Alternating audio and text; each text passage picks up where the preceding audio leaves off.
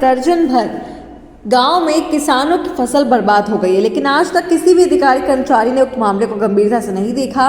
तो पूरे क्षेत्र के लोगों ने तहसीलदार बिरसिंहपुर को ज्ञापन देकर कहा कि तत्काल सर्वे किया जाकर राहत राशि शीघ्र दिलाई जाए। हरदी झाला, टीकर मोटवा, सिरवारी कुदराहा, टीकर बिटवा, विजयपुर बरौ और मानी आदि दर्जनों गांव की फसल नष्ट हो गई। ज्ञात हो कि जब से तहसीलदार अजीत तिवारी का स्थानांतरण यहां से हुआ है, आज तक तहसीलदार साहब को कार्यालय में बैठने का समय ही नहीं है।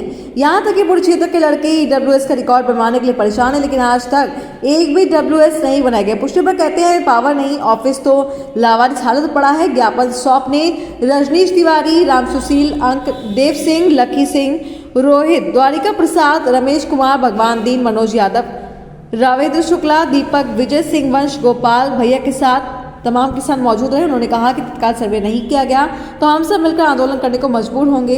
जवाबदार प्रशासन होगा। अच्छा, ये बताने आए हैं कि दिनांक 16 तारीख को इसी महीने में लगभग 2 बजे करीब बारिश हुई और उस बारिश के साथ ओले पड़े, जिससे हरदी, बिटमा, झाला, विजयपुर, बरौ, प्रतापपुर, हरदी, सिरवारी आदि लगभग 1 दर्जन गांवों की फसल नष्ट हो गई है और लगभग 60% नुकसान उस फसल का हुआ है। आज तक कोई भी राजस्व की टीम सर्वे में नहीं गई है।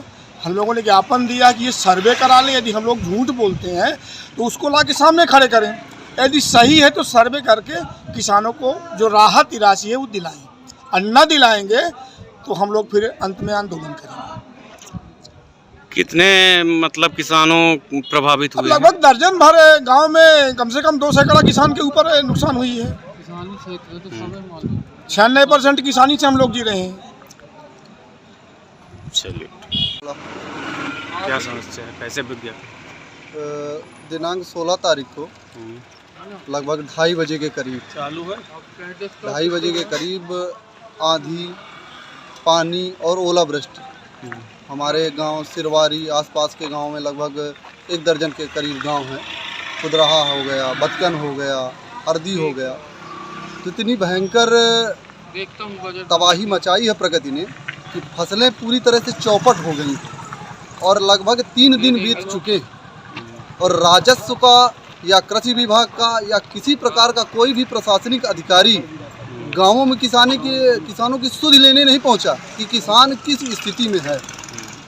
तो इसी तारतम्य में हम लोगों ने देखा कि 3 दिन बीत चुके हैं। सरकारी अमलों को कहा जाए तो सूचना भी दी गई है, लेकिन सरकारी अमला पूरी तरह से सोया हुआ, बिल्कुल दिशाहीन है।